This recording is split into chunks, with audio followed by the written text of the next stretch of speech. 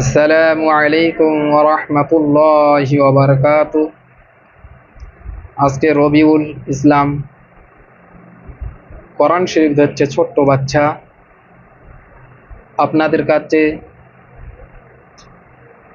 আমার ছোট্ট একটা দাবি, আপনারা সবাই এই ছোট্ট বাচ্চাটার জন্য দোয়া করবেন, যেন তিনি কোরআন শরীফ ভালোভাবে সহি শুদ্ধ ভাষায় যেন কোরআন শরীফ তেলাওয়াত করতে পারে, আর দ্বীন ইসলামের পথে আল্লাহ যেন টিকিয়ে রাখে এবং অপরকে যেন পরবর্তীকালে বড় হয়ে যেন কোরআন শরীফ শিক্ষা দিতে পারে।